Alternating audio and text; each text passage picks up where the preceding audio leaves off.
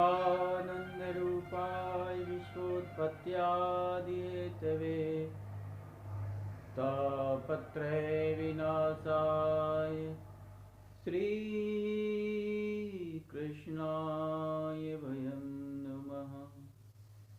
यं प्रव्रजन्तमनुपेतमपेतकृत्यं द्वैपायनो विरहकातरया जुहाव। पुत्रेति तन्मयतया तरवो विनेदुष तं सर्वभूतहृदयं मुनिमानतोऽस्मि। नारायणं नमस्कृत्य नरं चैव नरोत्तमं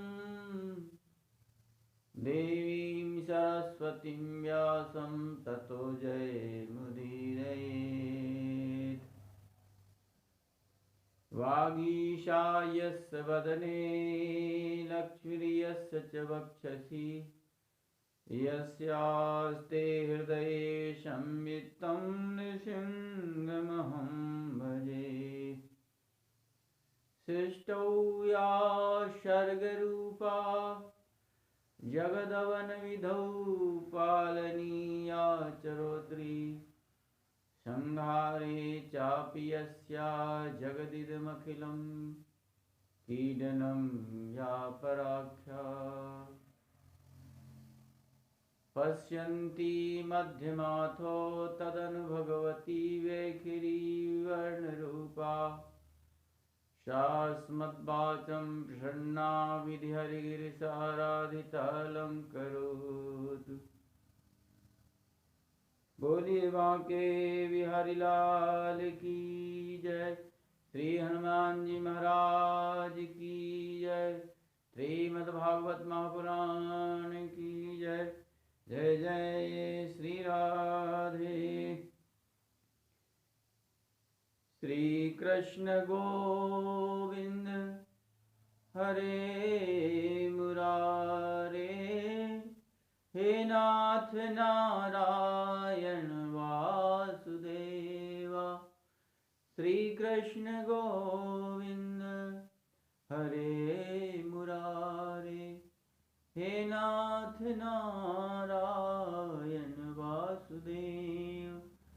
श्री कृष्ण गोविंद हरे मुरारे हे नाथ नारायण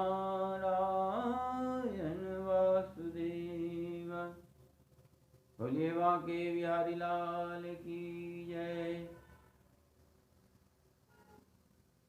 अनंत अनंत जिनके गुण गणार्ण हैं, गुण गणार्णव भगवान ब्रजेंद्र नंदन श्री कृष्णचंद्र भक्तवांशा कल्पतरु प्रभु की वांग्मय मूर्ति श्रीमद् भागवत महापुराण प्रभु कथा के अनन्य श्रोता श्री हनुमंत लाल जी महाराज एवं सभी भक्तवृंद श्रोतृवृंद, आइए श्रीमद् भागवत के माध्यम से हम लोग अपने जीवन को धन्य बनाएं। भागवत के वचनों को अपने जीवन में उतारें, श्रवण करें, समझें, भागवत के श्लोकों का चिंतन करें, उनके चरित्रों का चिंतन करें।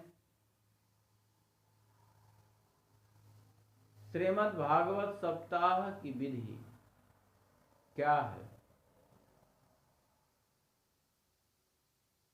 इसके संबंध में 6वें अध्याय भागवत महात्म्य में हम लोग प्रवेश कर रहे हैं, चिंतन कर रहे हैं। श्रीमद् भागवत 7 दिन में इसका अनुष्ठान होता है। 7 दिन में ही क्यों?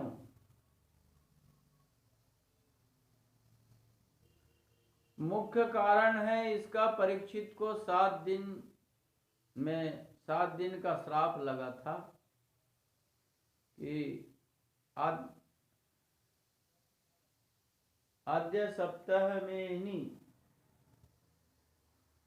सप्तमे हनि दंशति इसमें कुलांगारम चोदितो में ततद्रोहम। तक्षक ने ऋषि पुत्र ने तक्षक नाग दंशन करने का श्राप दिया। आज के पश्चात 7वें दिन तुम्हारी मृत्यु हो जाएगी तक्षक नाग के दंशन करने से, मर जाओगे।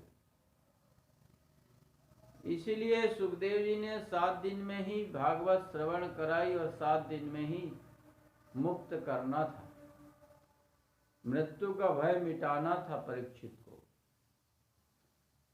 अतः 7 दिन।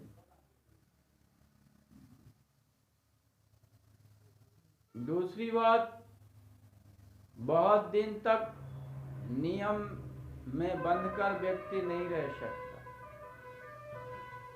इसलिए कम दिन का नियम दिया।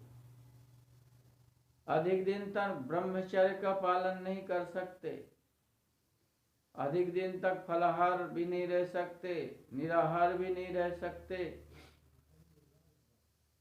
सत्यादि नियमों का पालन भी जो है कठिन है। इसलिए 7 दिन की कथा का रखा गया। 7 दिन। दूसरे, हमारे जीवन में भी 7 ही दिन होते हैं। शनिवार से आप गिनेंगे तो रविवार तक, रवि सोम मंगल बुध बृहस्पति शुक्र शनि 7 ही दिन होते हैं, 8वां दिन नहीं होता। तो 7 दिन में कथा किसी ने सुन ली तो भूतकाल में जितने भी सप्ताह निकले हैं, भविष्य में आने वाले जितने भी सप्ताह है सब पवित्र हो जाते हैं। किसी दिन भी शरीर छूटे निश्चित रूप से उस व्यक्ति का कल्याण है, इसलिए सप्ताह 7 दिन का 7 जो संख्या है बहुत महत्व की। हमारा शरीर भी 7 धातुओं से ही निर्मित है। रस रक्त मज्जा अस्थि धातु आदि ये 7 धातुएं ही इसमें विद्यमान है, इसी से ये शरीर चलता है। भोजन करते हैं रस बनता है, रस रक्त, फिर मेद मज्जा अस्थि चर्म,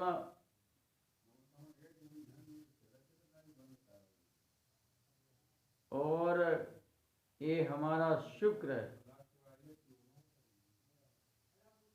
ये 7 धातु जो है हमारे शरीर में है, इन्हीं के माध्यम से हमारा शरीर संचालित होता है। ये 7 धातुएं नहीं हो तो हमारा शरीर नष्ट हो जाएगा।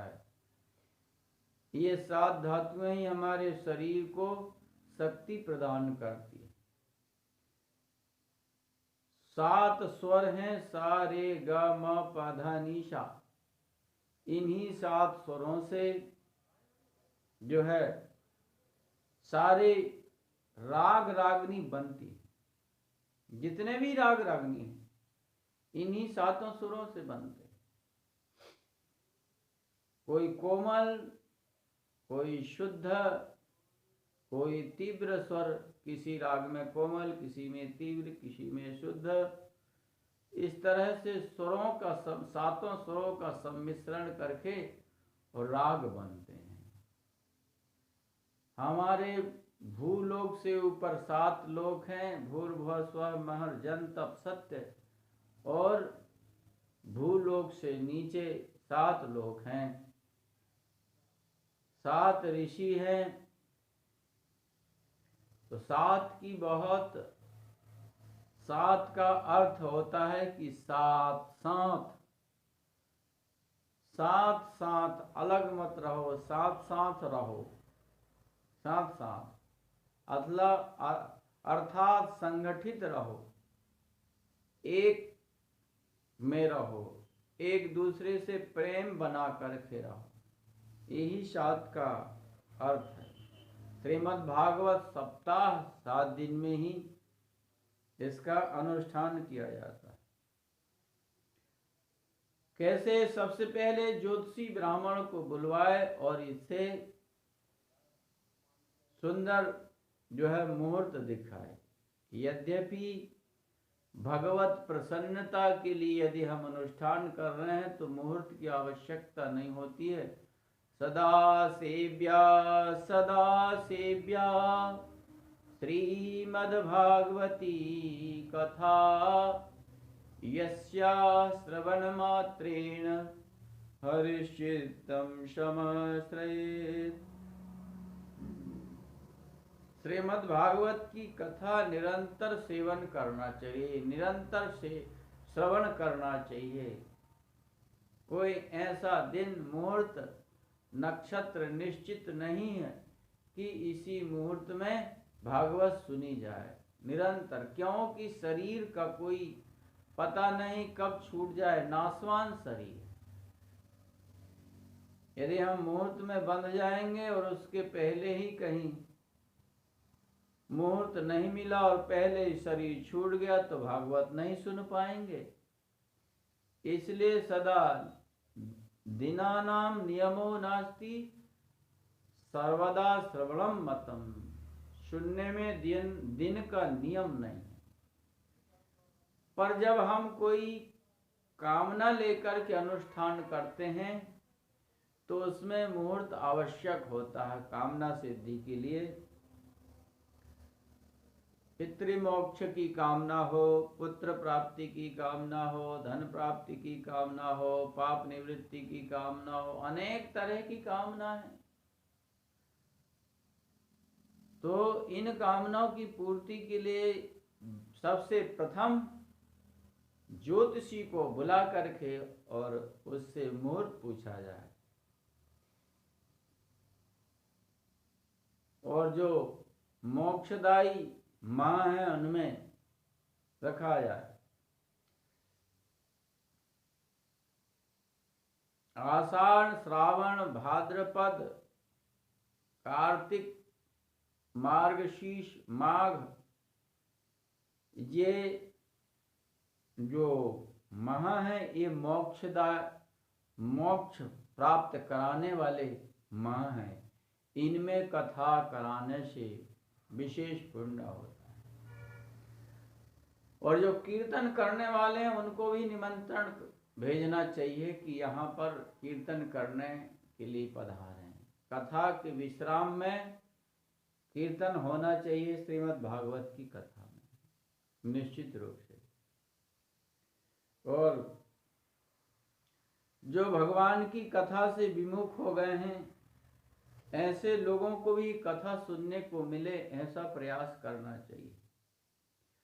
दूर दूर पत्र भेजना चाहिए कि यदि आप लोगों को ज़्यादा 7 दिन का ही समय नहीं है तो कुछ देर के लिए ही यहाँ अवकाश लेकर के, समय लेकर के आएं, क्योंकि यहाँ का एक क्षण भी बहुत दुर्लभ है। एक घड़ी आधे में पुनियाद, तुलसी संगत साधु की हरे कोट अपराध। एक घड़ी कहते हैं 24 मिनट को, और उससे आधी मतलब 12 मिनट को, उससे भी आधी 6 मिनट। इतने भी यदि इतना भी सत्संग हो जाए तो कल्याणकारी। इसलिए यहाँ का जो समय है बहुत दुर्लभ है। कहते हैं कि कथा अनुष्ठान जहाँ होना है सबसे पहले भूमि का शोधन कर लेना चाहिए, परिमार्जन कर लेना चाहिए, शुद्धिकरण कर लेना चाहिए। भगवान विष्णु राम कृष्ण का मंदिर हो जहाँ कथा हो रही है तो कहने ही क्या है। तीर्थ में अथवा वन में अथवा पर्वत के शिखर में कथा करे तो कहना ही क्या है। सबसे ज्यादा पुण्य पर्वत शिखर के ऊपर बैठ कर के कोई जप तप नियम अनुष्ठान करे तो विशेष फल उसका होता है। प्रभु कृपा से शिव पुराण में इसका वर्णन किया गया। पर्वत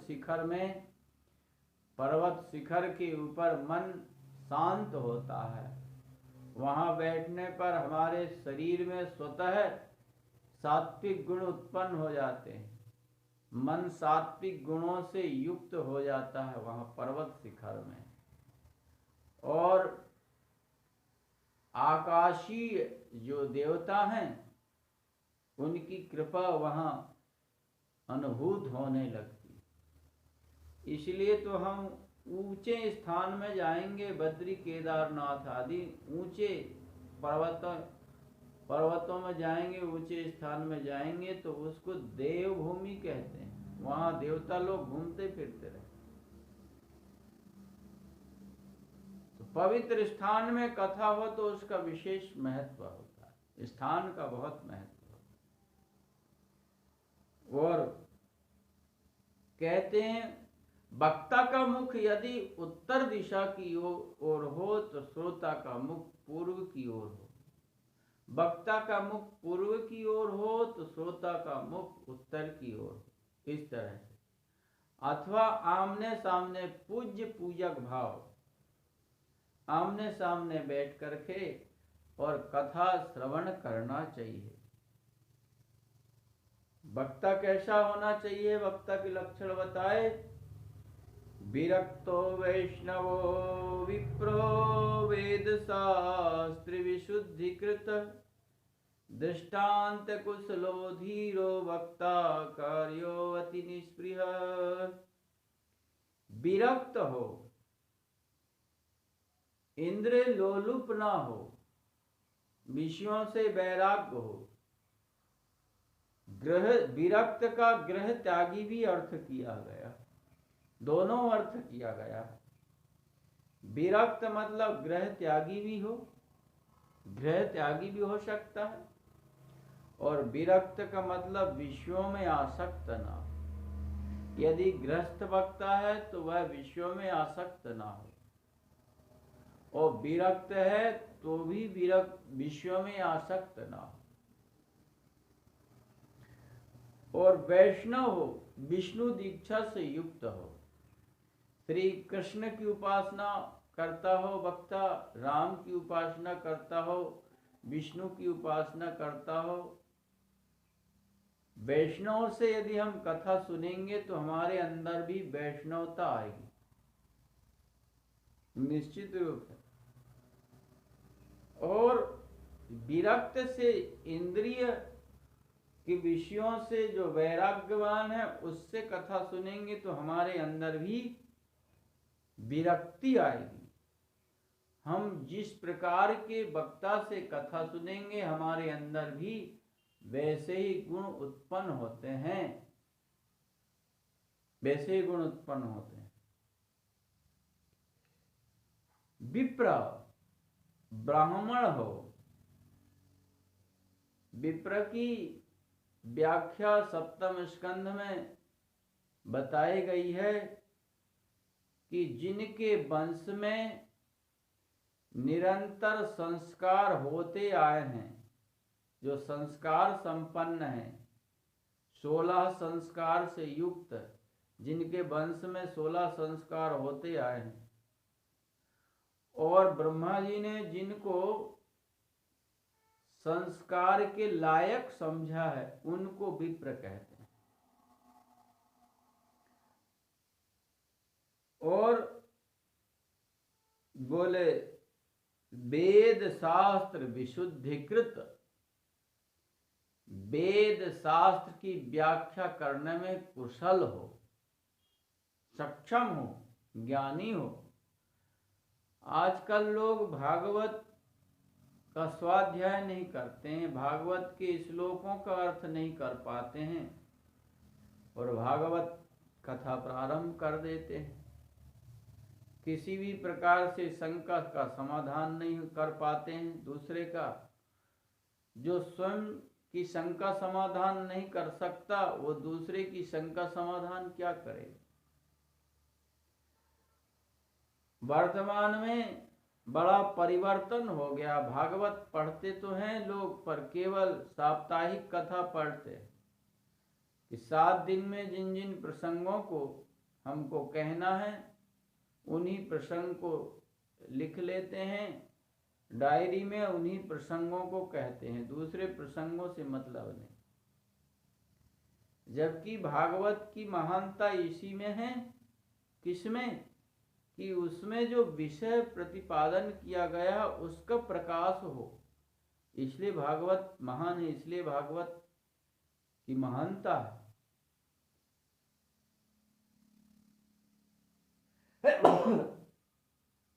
भागवत का स्तुति प्रकरण देख लीजिए। स्तुति प्रकरण इतना सुंदर, इतना गहन कि पढ़ करके एक एक स्तुति बड़ी महत्व की। श्री कुंती जी की स्तुति देखिए, श्री भीष्म पितामह की स्तुति, ब्रह्मा जी के द्वारा स्तुति, कई लोगों ने स्तुति की है। तो स्तुति प्रकरण इतना सुंदर महत्व है। स्तुति प्रकरण को तो लोग स्पर्श नहीं करते हैं भागवत में, और ऐसे ही स्तुति प्रकरण को छोड़ करके आगे बढ़ जाते हैं। और उसमें संगीत का ज्यादा प्रयोग होने लगा कथाओं में। आधा से ज्यादा समय तो संगीत में ही निकल जाता है। सुंदर भजन गाते रहो, कथा का समय नहीं मिल पाता है, फिर कूद फांद करके और कथा समाप्त कर दी जाती है।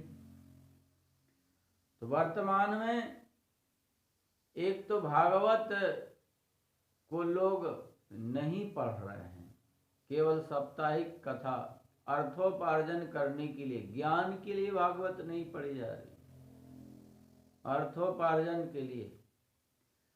हम जब श्रीमद् भागवत का स्वाध्याय करते थे श्री श्री अनंत विभूषित श्री रामानुज गुरु जी से, तो एक आवृत्ति उनकी 3 वर्ष में होती थी।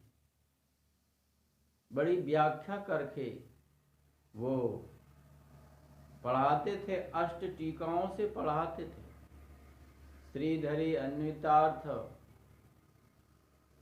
आदि आदि टीकाओं से वो पढ़ाते थे।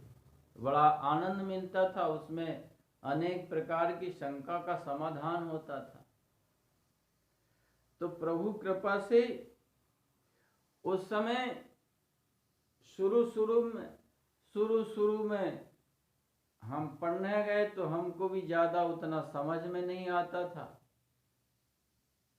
क्योंकि व्याख्याएं टीकाओं से पढ़ाते थे, संस्कृत संधि विच्छेद करके और समास करके श्लोकों को पढ़ाते थे गुरुजी। तो व्याकरण, फिर धीरे धीरे हमने व्याकरण पढ़ा हमारे श्रद्धेय श्री गणेश दास जी भक्तमाली जी महाराज से, जो उस समय राजेंद्र दास जी हम लोग सब साथ में ही रहे।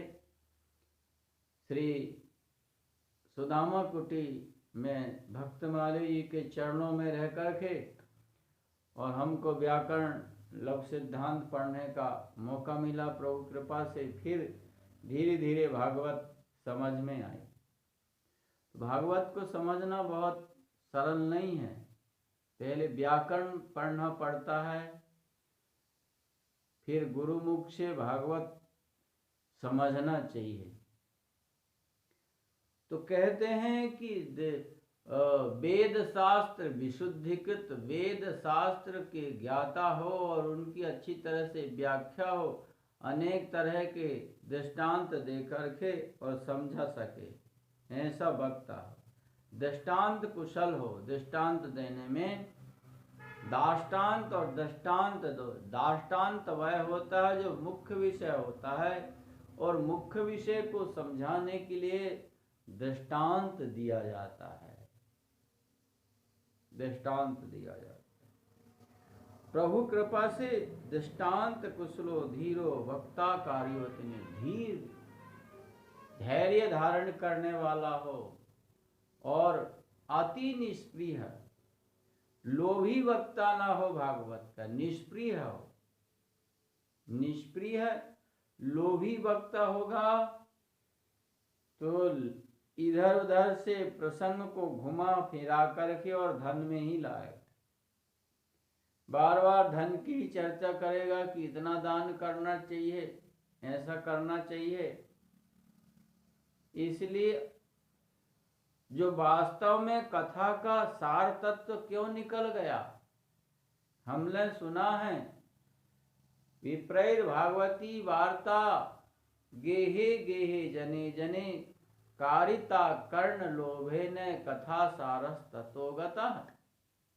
घर घर जन्म जन जन में ब्राह्मणों के द्वारा केवल धन की इच्छा से, धन प्राप्ति के लिए भागवत की जा रही है, इसलिए भागवत का सार तत्व निकल गया। भागवत का सार क्या है? भागवत कथा सुनने के पश्चात हमारे जीवन में परिवर्तन आ जाना चाहिए, हमारे जीवन में भक्ति आ जाना चाहिए, हमारे जीवन में ज्ञान आ जाना चाहिए, हमारे जीवन में वैराग्य आ जाना चाहिए, हमारे जीवन से दुर्गुण हट जाना चाहिए, बुराइयां मिट जाना चाहिए। यही कथा का सार। कथा सुनने के पश्चात भी ये सब नहीं आते। क्यों? बोले वक्ता केवल धन प्राप्ति के लिए कथा कहते हैं तो कथा का सार निकल गया। और जो श्रोता हैं वे केवल अपनी कामना पूर्ति की दृष्टि से कथा करवाते। मुझे धन मिले, नौकरी मिले, मेरे पितरों का उद्धार हो जाए, मेरे पाप नष्ट हो जाए। निष्काम श्रोता तो बहुत कम होते हैं। केवल ईश्वर प्राप्ति के लिए, ज्ञान भक्ति वैराग्य प्राप्ति के लिए जो कथा सुनने वाले हैं बहुत कम रह गए हैं। कामना पूर्ति की वजह से लोग ज्यादा कथा कराने लगे, इसलिए कथा का सार चला गया है। कथा का जो वास्तविक फल है वह नहीं प्राप्त हो पाता। ऐसा वक्ता होना चाहिए। कहते हैं ऐसे वक्ता को कथा करने का अधिकार नहीं है, न ऐसे वक्ता से कथा सुनना चाहिए। कैसे? अनेक धर्म विभ्रांताः स्त्रैणाः पाखंडवादिनः सूक्तास्त्र कथोच्चारे त्याज्यास्ते यदि पंडिताः। पंडित होने पर भी ऐसे वक्ताओं को छोड़ देना चाहिए जो अनेक धर्मों का पालन करते हैं और उन धर्मों में विभ्रांत है, किसी एक धर्म में निष्ठावान नहीं है, किसी एक धर्म के प्रति आस्था नहीं है। थोड़ा इस धर्म को मान लिया, थोड़ा सा सनातन धर्म को मान लिया, थोड़ा सा जैन धर्म को मान लिया, थोड़ा सा क्रिश्चियन धर्म को मान लिया, थोड़ा सा जो है अनेक धर्मों को मानने वाले से कथा नहीं सुनना चाहिए। सनातन धर्मावलंबी से ही श्रीमद् भागवत की कथा श्रवण करना चाहिए, क्योंकि हमारा धर्म सनातन धर्म है। इसलिए सनातन धर्म को मानने वाले, उसमें आस्था विश्वास रखने वाले से हम कथा सुनेंगे तो हमारे मन में भी सनातन धर्म के प्रति आस्था उत्पन्न होगी, आस्था जगेगी, विश्वास जगेगा। स्त्रीण है, ऐसे वक्ता से कथा ना सुने जो स्त्रियों में आसक्त रहता हो। स्त्रीण और पाखंडवादी, जो पाखंड की बात कहता है, अंदर कुछ हो और बाहर कुछ कहता हो, ये पाखंड की बात करने वालों से भी कथा नहीं सुनना चाहिए, इनको त्याग देना चाहिए। वक्ता के पास, वक्ता के सहायक जाप करने वाले, मूल पारण करने वाले होना चाहिए। कथावाचक जो है कथा कहता है पर उसको प्रसंगों को छोड़ना भी पड़ता है समय के अभाव से, इसलिए उसकी पूर्ति मूल पारायण से होती है। भागवत का मूल पाठ जरूरी है, और ऐसा नहीं कि पन्ना पलटते जाओ। 3-4 घंटा यदि कथावाचक कथा कह रहा तो 3-4 घंटा ही पाठ हो। पाठ जितने घंटों में वह कर सकता है, अपनी स्थिति गति के अनुसार जो है उतने घंटा में उसको करना चाहिए। 5 घंटा में कर सकता है तो 5 घंटा, 6 घंटा में कर सकता है तो 6 घंटा उसको प्रतिदिन पाठ करना चाहिए प्रभु कृपा से। और गृहस्थ वक्ता है तो प्रथम कथा के पूर्व एक दिन ही उसको क्षौर कर्म करवा लेना चाहिए। और विरक्त है जो पंचकेश आदि क्षौर कर्म नहीं करवाते हैं, उनके लिए ऐसा कोई आग्रह नहीं है। और प्रभु कृपा से हाथ जोड़ करके भागवत की ओर प्रार्थना करे कि हे श्री कृष्ण भगवान, आप तो साक्षात श्री कृष्ण हैं। श्रीमद् भागवत में मोह से ग्रसित हूँ, संसार सागर में डूब रहा हूँ, मेरा उद्धार करो इस कथा के माध्यम से। और वक्ता जो होता है सुख रूप होता है, उससे हाथ जोड़कर प्रार्थना करें कि आप तो सुखदेव स्वरूप है, इस कथा के प्रकाश से मेरा अज्ञान दूर करिए, ऐसा प्रार्थना करें। 5 ब्राह्मणों का वर्णन करना चाहिए। सूर्योदय से लेकर के 3:30 पहर तक कथा कहना चाहिए। 8 पहर होते हैं दिन और रात के, 4 पहर दिन के, 4 पहर रात्रि के। 12 घंटा में 4 पहर, मतलब 3-3 घंटा के एक पहर होते हैं। तो 3.5 पहर का मतलब हो गया 3 पहर के 9 घंटा हो गए, और 1.5 घंटा और 10.5 घंटा प्रतिदिन कथा कहना चाहिए। 10.5 घंटा। अब बहुत कम वक्ता हैं जो 10.5 घंटा कथा कहते हैं। कुछ लोग 3 घंटा में ही समाप्त कर देते हैं, कुछ ज़्यादा 4 घंटा एक टाइम कथा होने लगी। पहले दोनों टाइम कथा होती थी, 3 घंटा सुबह और 3 घंटा शाम को, तो 6 घंटा कथा होती थी प्रतिदिन। अब बहुत सी जगह 4 घंटा एक ही टाइम रखते हैं। बोले क्यों? दोनों समय श्रोता लोग नहीं आ पाते। कहीं कहीं 3 घंटा में ही कथा निपटा देते हैं। अब 3 घंटा में अब बताइए कि संगीत भी गाना है और कथा भी कहना है, तो 3 घंटे में 1.5 घंटा, आधा समय तो संगीत गाने में निकल गया, भजन आदि में। 1.5 घंटा कथा हुई मान लो, तो 1.5 घंटा श्रीमद् भागवत की कथा आप 1.5 घंटा में कैसे पूरी होगी? पर लोग कर रहे हैं, कहते हैं। तो प्रभु कृपा से इन नियमों का पालन हम करेंगे। 10.5 घंटा, 3.5 पहर कथा होना चाहिए, तब जाकर के श्रीमद् भागवत का प्रतिपादन अच्छे से हो सकता है। और लघु आहार करना चाहिए। मुख्य श्रोताओं का नियम है फलाहार करके कथा कहे सुने, इसमें अक्षम हो। कहते हैं घृतपानम पयःपानम फलाहारम एक भुक्ति। क्रम देखिए, यदि शक्ति हो तो घी पी करके 7 दिन कथा सुने, इसमें असक्त हो तो दूध पान करके कथा सुने, इसमें भी असक्त हो तो फलाहार करके कथा श्रवण करे। अथवा इसमें भी अशक्त हो तो एक टाइम भोजन करके, एक टाइम फलाहार, एक टाइम भोजन करके और कथा सुनना चाहिए। कहते हैं कोई व्यक्ति इतना भी शक्त ना हो, इतने में भी अशक्त हो, तो कहा गया, सूत जी ने कहा कि भोजनम तु वरम मन्ये कथा श्रवण कारकम नोपवासो वरः प्रोक्त कथा विघ्न करो यदि।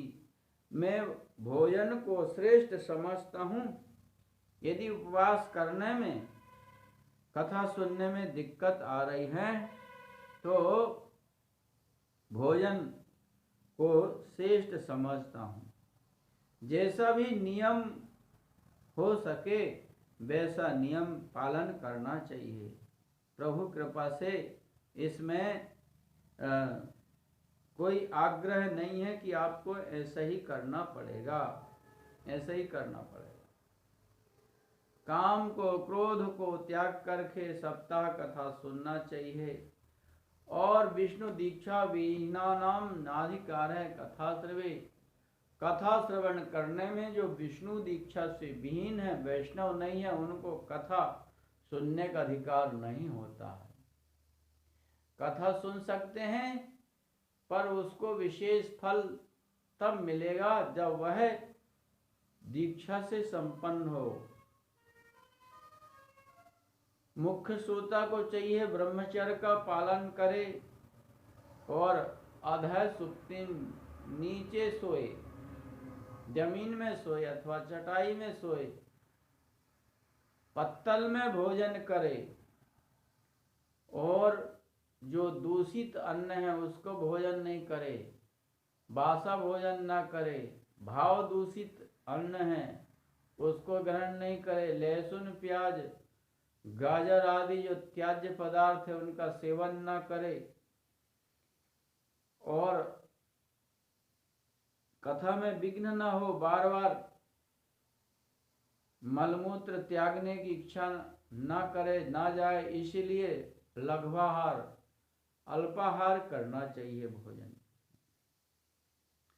हमने इतना भोजन कर लिया, इतना अन्न खा लिया, कम से कम 7 दिन तो नियम धारण करें कि कम भोजन करके अथवा कम फलाहार करके और कथा श्रवण करें।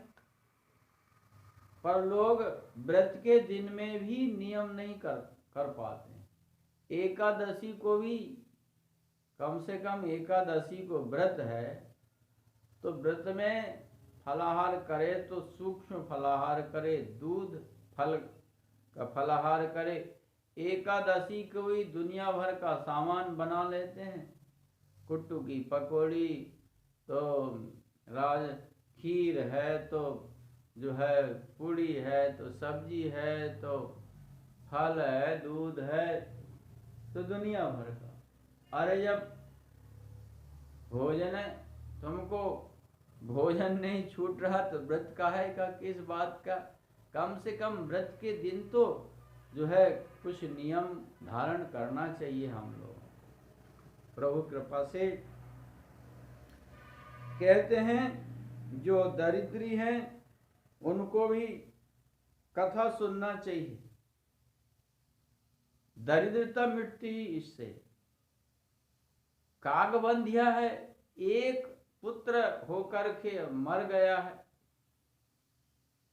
बाकी मर जाते हैं, ऐसी माताओं को भी कथा सुन, जिनके संतान नहीं हो रही हैं ऐसी माताओं को भी कथा सुनना चाहिए भागवत की। और जिनके गर्भस्राव हो जाते हैं ऐसी माताओं बहनों को भी भागवत की कथा सुनने से वह सारे दोष निवृत्त हो जाते हैं। कथा समाप्ति पर कहते हैं हवन करना चाहिए। सकाम जहाँ अनुष्ठान है वहाँ हवन करना चाहिए, और निष्काम जहाँ अनुष्ठान किया गया है विरक्त के लिए वहाँ गीता का पाठ करा देना चाहिए, उसकी पूर्ति हो जाती है। अथवा गायत्री मंत्र से हवन करना चाहिए, क्योंकि सारी भागवत गायत्री मंत्र स्वरूप होती है। यदि हवन नहीं करा सको तो हवनीय पदार्थ जो है किसी हवन करने वाले संत ब्राह्मण को दान कर देना चाहिए। 12 ब्राह्मण को भोजन कराना चाहिए और शक्ति हो तो अधिक से अधिक लोगों को भोजन कराना चाहिए। इस तरह से यह भागवत समाप्ति पर श्रोताओं का कर्तव्य है कि वक्ता का और पोथी का पूजन करे, जो भी श्रद्धा अनुसार है समर्पित करे, और वक्ता उन श्रोताओं को तुलसी पुष्पादि प्रसाद रूप में दे। इस तरह से श्रीमद् भागवत जब श्रवण की नारद जी ने सनकादिकों से, तो सनकादिकों से कहने लगे कि भगवान मैं कृतार्थ हो गया, धन्य हो गया, आप लोगों ने अनुग्रहित कर लिया, मेरे ऊपर कृपा कर दी। मैं कृत भयऊ तब वाणी, मैं कृत भयऊ तब वाणी, सुनि रघुवीर भगति रस सानी, राम चरण नूतन रति भई, माया जनित विपत्ति शव गई, मोह पहि होई ना प्रति उपकारा, बंदहु तब पद बारहि बारा। मैं धन्य हो गया, कृतार्थ हो गया, आपकी वाणी से मेरा जीवन सफल हो गया। भगवान इस तरह से जब नारद जी कह रहे थे, उसी समय 16 वर्ष से युक्त 16 वर्ष की अवस्था में संपन्न श्री सुखदेव जी उस भागवत कथा में पधार जाते, जहाँ सही मायने में सही रूप में भागवत कथा हो रही है। वहाँ उद्धव आदि सुखदेव आदि निश्चित रूप से कथा श्रवण करने के लिए पधारते, और शनै शनै धीरे धीरे सुखदेव जी भागवत का पाठ कर रहे थे, भागवत के श्लोकों का पाठ कर रहे थे। कितनी अच्छी बात है कि अब यदि हमको भागवत के श्लोक याद हैं तो उनको धीरे धीरे कहीं चलते फिरते समय हम लोग उनका पाठ करें।